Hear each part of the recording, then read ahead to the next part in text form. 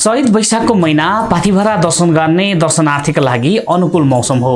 त्यही भएर पाथिभरा दर्शन गर्न आउने दर्शनार्थीको सङ्ख्या बढ्दो छ। बन्द हडताल नभएको कारणले गर्दाखेरि पनि चौतर्फी राहत पुगेको छ।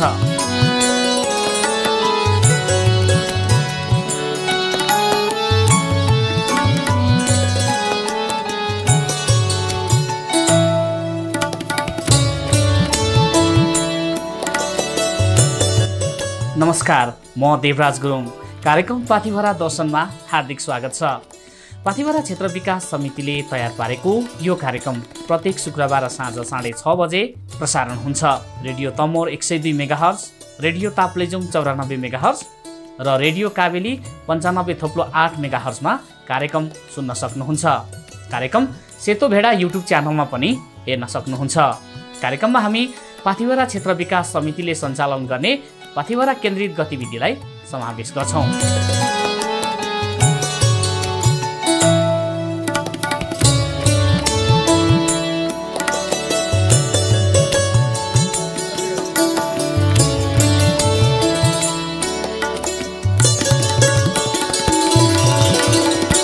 केवलकार पक्ष र विपक्षमा भएका आन्दोलन पश्चातको बन्द र होहल्लाले पाथिभरा आउने दर्शनार्थीको सङ्ख्या वात्तै घट्यो। यद्यपि चैत लागीसँगै प्रसिद्ध धार्मिक स्थल पाथिभरामा दर्शनार्थीको सङ्ख्या बढ्न थालेको छ। यो खुसीको कुरा हो। नो केवलकार पक्षले चैत 25 गतेदेखि यातायात बन्द गर्ने हल्ला थियो, तर नो केवलकार पक्षले यातायात बन्द स्थगन गर्ने जनाएको छ। यसले चौतर्फी खुसी मिलेको छ। अब चैत वैशाखको यो अवधिमा पाथिभरामा दर्शन गर्न आउने दर्शनार्थी बढ्ने मात्र छैन, चौतर्फी क्षेत्रमा राहत मिल्नेछ। दर्शनार्थीसँगै होटल, यातायात, मजदुर र कृषकको हकमा थप सहजता मिल्नेछ। पाथिभरामा विगतमा बलि प्रथा अत्यधिक थियो, अहिले घट्दो छ। बाख्रा, भेडा, कुखुरा र हाँसको बलि दिने चलन छ। मन्दिरको एकापट्टि बलि दिने स्थान तय गरिएको छ, तर विगतभन्दा उल्लेख्य सङ्ख्यामा बलि दिने चलन घट्दो छ। बलि प्रथा त पहिलेभन्दा अब धेरै कम। जस्तो म बस्दाखेरि दिनमा अब 500-700, 1000-1200 बलि हुन्थ्यो भने अहिले अब धेरै कम छ। अहिले अब धेरै बलि आउँदाखेरि 15-20वटासम्म आउँछन्। अब यो यसको विकल्पमा भनेको भक्तजनले नरिवललाई चाहिँ बलि गर्नुहुन्छ, नरिवल फुटाएर आफ्नो पूजा गर्नुहुन्छ। हाम्रो बस्रो दामा हो। खोटाङ जिल्ला हलेसी महादेव थाङको पुजारी भएर बसेको 5 वर्षको उमेरदेखि अहिलेसम्म बस्दैछु। मूल पुजारी हुँ। त्यहाँबाट पैदल यात्रा हुन्छ मेरो सालिङ्गे। सालमा एकचोटिमा आउँछु। त्यहाँबाट हिँड्दै पैदल यात्रा अर्जुनधारादेखिको पैदल यात्रा पाथिभरासम्म, पाथिभराबाट फुर्केर फेरि अर्जुनधारासम्म, अर्जुनधाराबाट नुहाइधुवाइ गरेर अनि मात्रै फेरि गाडीमा चढेर जान्छु म हलेसी। कति समय लाग्छ? कति दिनको यात्रा हुन्छ त्यो? मेरो त ठेगानै हुँदैन हजुर त्यो चाहिँ। किनभने अब बस्दै पनि आइन्छ, कोही बेला गलिन्छ, बिमारी हुन्छ, अनि बस्दै आउँदाखेरि कति दिन लाग्छ। तर 14 दिन यसपालि चाहिँ 14 दिनमा पुगेँ। यहाँ आएर 7 दिन बसेँ। त्यहाँबाट चाहिँ गएर अनि फेरि आएर अहिले 2 दिन भयो। 14 दिनको माताको दर्शन गरेँ यसपालि दिन गन्ती गरेर। योभन्दा अगाडि चाहिँ कति दिनमा गर्नुहुन्थ्यो? योभन्दा 7 दिनमा। 7 दिनमा ठ्याक्क गर्थेँ। अब त्यतिखेर बयस पनि रहेछ कि उमेर पनि रहेछ। 7 दिनको दिन अर्जुनधाराबाट हिँडेको 7 दिनको दिन ठ्याक्कै हलेसी माताको दर्शन गर्थेँ म पाथिभरा। अनि त्यो कुन बाटो भएर आउनुहुन्थ्यो? रोटै रोड आउने कि होइन? म सत्कर बाटो, कोही सत्कर, कोही रोटे रोड, कोही सत्कर, कोही रोटे रोड। तपाईँ हिँड्दा बाटोमा खाने ओर्ने चाहिँ के गर्नुहुन्छ? कसरी गर्नुहुन्छ? म खाने ओर्नमा जहाँ बास बस्यो त्यहीँ नै बास बसेको ठाउँ। किन यस्तो गर्नुभएको? अनि किन यस्तो? म अब खोइ अब बाबुआमाले अब सानैदेखि हलेसी महादेव थानमा लगेर चढाएको। 5 वर्षको उमेरदेखि 8 वर्षको उमेरमा गएर आमाको हातको भिक्षा थापेको आजसम्म मेरो जन्म थालेको घर टेकेको छैन। साराको घर टेकिरहेछु, साराको घर हिँडेको छु। अहिलेसम्म अब यही रूपमा गइयो, वेदान पनि गरिएन, केही पनि गरिएन, यतिकै धर्ममै हिँड्ने अहिलेसम्म हिँड्दैछु। कति वर्षको पुग्नुभयो? म 10 सालको। तपाईँको नाम चाहिँ? मेरो राजकुमार बस्नेत। हलेसी गएर राजकुमार बस्नेत बाबा कहाँ छ भन्नु भने साराले बताइदिन्छ। हलेसी खोटाङको चाहिँ कुन ठाउँ हो तपाईँको? मेरो जन्मथलो चाहिँ 4 नम्बर भोजपुर हो। खोटाङ हलेसी महादेव थान भन्छ नि अर्थ किन। भोजपुर 4 नम्बर भनेपछि अहिले कुन गाउँपालिका पर्छ त्यो? खोइ के पर्छ, पहिले त 4 नम्बर भोजपुर दामा भन्थे। अब अहिलेसम्म म गएको पनि छुइनँ, कुन वार्ड पर्छ त्यो चाहिँ मलाई थाहा छैन। बरु जन्मेको ठाउँमा पुग्नु भएको छैन। म 8 वर्षको उमेरदेखि पुगेको छुइनँ। बुवा आमा गइसक्नु भयो। 8 वर्षको उमेरमा यो त्रिशुल कमण्डलु पाएको र यसमा भिक्षा थापेको, आमाको हातको एकमुठी भिक्षा थापेकोदेखि आजसम्म यो घरद्वार टेकेको छैन।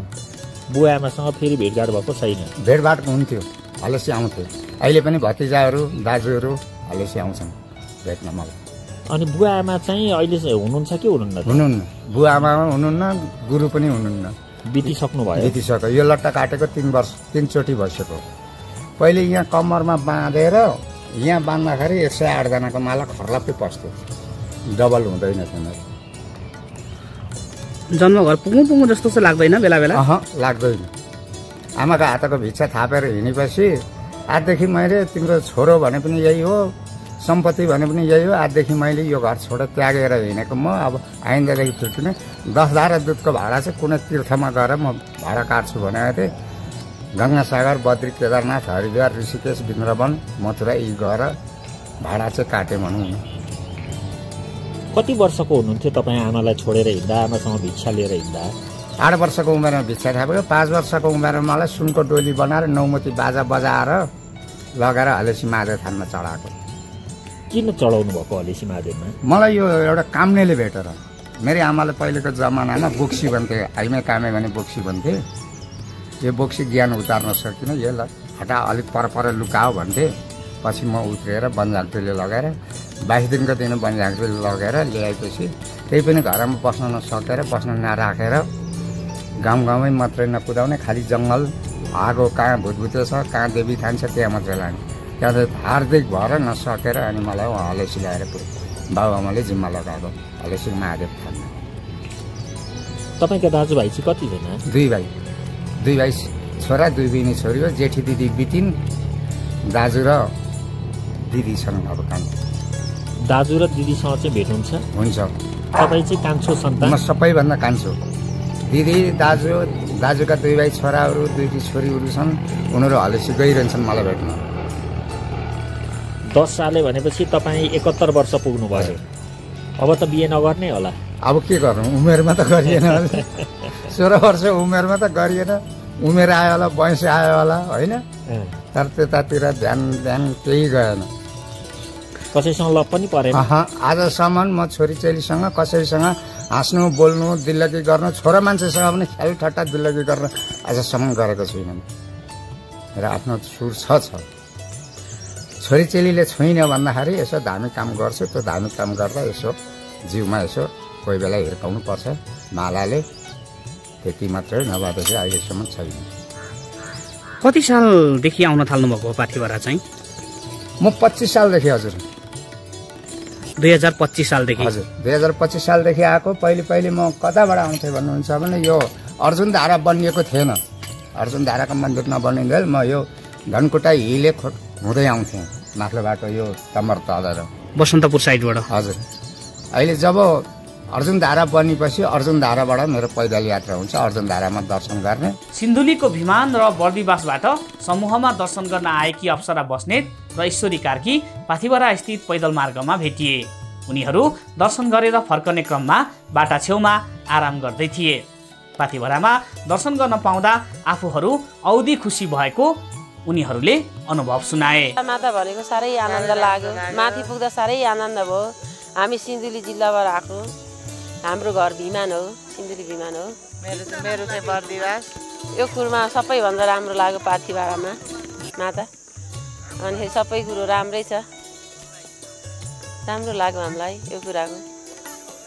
भगवानको दर्शन गरियो, आनन्द मन आयो, शान्ति मिल्यो, मान्छे पनि राम्रो लाग्यो। यहाँका मान्छेहरू सबै हिँड्ने पेसेन्जरहरू पनि बोली वचन सबैको राम्रो लाग्यो हामीलाई।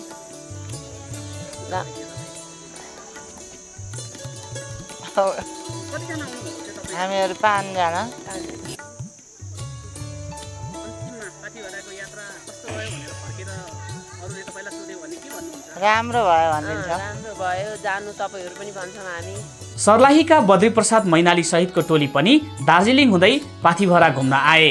उनीहरू पाथिभरा दर्शन गरेर फर्कने क्रममा बाटैमा भेटिए। मैनालीले पाथिभरा सम्बन्धी केही सुझाव पनि दिए। अलिकति यो हिँड्ने मान्छेहरूले खाएको चिजहरू प्रायः खल्तीमा बोक्नुपर्ने जस्तो देखियो। अलि फोहोर हुन खोजेको छ कि जस्तै सगरमाथातिर फोहोर भएको जस्तो यहाँ पनि फोहोर हुन्छ कि भन्ने शङ्का छ।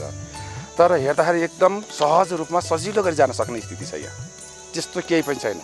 बस्ने ठाउँहरू एकदमै जहाँसुकै व्यवस्था छ। लगभग 200 मिटरको बिचमा बस्ने ठाउँ पनि छ। यहाँ एकछिन आराम गर्ने ठाउँ। पानीको समस्या भएको ठाउँ रहेछ। पानी ठ्याप्पै नपाउने, तलबाट पानी बोक्नुपर्ने, नत्र पनि चौपट्टै राम्रो। योभन्दा अगाडि पनि केही कोसिस गरेको रे, ट्याङ्की फुट्यो अरे। मैले बुझेको अनुसार चाहिँ ठन्डाले गर्दा ट्याङ्की फुट्छ अरे। अहिले ठुलो लगानीमा चाहिँ यो कार्यक्रम गरिरहेको छ। ठन्डाले ट्याङ्की फुट्छ भनेर एउटा 60-65 वर्षको बुढो मान्छेले भन्दै थियो बिहान। यदि नफुट्दिने हो भने यो चौपट सजिलो र राम्रो ठाउँ हुन्छ। यो मेरो नाम बद्रीप्रसाद मैनाली, हरियन सर्लाही हरियनबाट। हामी 8 जनाको ग्रुप आएको थियौँ। आज 5 दिन भयो सर्लाहीबाट हिँडेको, दार्जिलिङ हुँदै। अनि हिजो वहाँबाट हामी पशुपति नगरबाट चाहिँ यहाँ आएर बस्यौँ ठुलो फेदीमा। बिहान ठुलो फेदीबाट माथि पुग्यौँ, अहिले झर्दैछौँ। पाथिभरामा यसपटक विगतको तुलनामा धेरै पटक हिउँ पर्यो। हिउँले पाथिभरा सेताम्ने बन्यो। पाथिभरा क्षेत्र विकास समितिका कर्मचारी राजेन्द्र महतले भिडियो कैद गर्दै दृश्यको बयान गरेको सामग्रीलाई कार्यक्रम पाथिभरा दर्शनमा आज हामीले समावेश गरेका छौँ। ल शुभ बिहानी, नमस्कार। आजबाट चैत लाग्यो। आज चैतको 1 गते शुक्रबार। पूर्वकै प्रसिद्ध शक्तिपीठ ताप्लेजुङको पाथिभरा मन्दिरमा छु। ल आजदेखि चैत लाग्यो भन्न चाहन्छु। र अघि राति चाहिँ हिउँ पऱ्यो मजाले, असिना पनि पऱ्यो। असिना यत्रो असिना, ठुल्ठुलो असिना पऱ्यो। के भन्ने, असिना त कम त ठुल्ठुलो परेन। असिनाले टाउकामा लाग्नु भने टुटुल्का उठ्ने खालका असिना झरेको थियो। हिउँ पनि झऱ्यो। एकदम रमाइलो छ। ल आज चैत 1 गते एकदम रमाइलो गरी भक्तजनहरू दर्शन गर्न आउनु भएको छ। र दर्शन गर्ने सङ्ख्या पनि दिनदिनै बढ्न थालेको छ पाथिभरा दर्शनमा। हिमालहरू सबै देखिरहेको छ। कति रमाइलो छ। ल आज चैत 1 गते शुक्रबारको भिडियो है। ल सबैलाई हजुरहरूले पाथिभराको दर्शन सँगसँगै हिउँ खेल्ने। अनि अब त झन् गुराँस पनि फुल्न थाल्यो। गुराँस फुलेको सबै एउटा यो चैत वैशाखको सिजन चाहिँ अति राम्रो दर्शन गर्न आउने एउटा सिजन भन्न चाहन्छु। किनभने गुराँस पनि फुल्छ, हिउँ पनि सेताम्दै, हिमालहरू पनि देखिन्छ। अनि दर्शन गर्दाखेरि मजाले सबै कुराको अनुभव चाहिँ, आनन्द चाहिँ पाइन्छ है। ल आज चैत 1 गतेको शुक्रबार पाथिभरा मन्दिरबाट शुभ बिहानी, नमस्कार सबैमा। पाथिभरामा दर्शनार्थीलाई केही साह्रो गाह्रो भए कर्मचारीलाई सम्पर्क गर्न पाथिभरा क्षेत्र विकास समितिले अनुरोध गरेको छ। क्षेत्र विकास समितिले भनेको छ दर्शनार्थीलाई कुनै साह्रो गाह्रो परे हामी सहयोग गर्न तयार छौँ। कुनै लिखित सुझाव भए सुझाव पेटिकाको पनि व्यवस्था गरेको छ। फोहोर व्यवस्थापन गर्नका लागि पाथिभरा क्षेत्र विकास समितिले पैदल मार्ग वरपर डस्टबिन राखेको छ। दर्शनार्थीले त्यही डस्टबिनमा फ्याँकेको फोहोरलाई समितिले नष्ट गर्ने गरेको छ।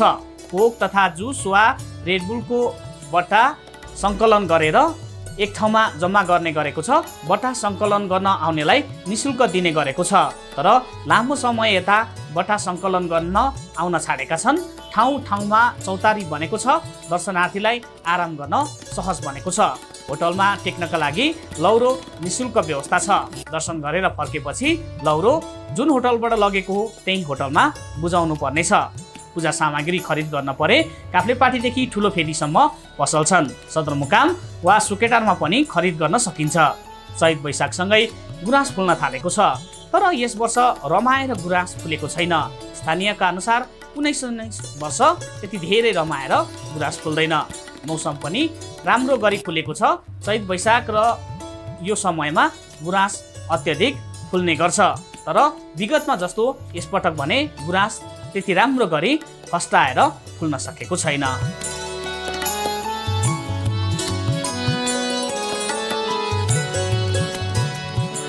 हवस् त पाथिभरा क्षेत्र विकास समितिले तयार पारेको कार्यक्रम पाथिभरा दर्शन आजलाई यति नै।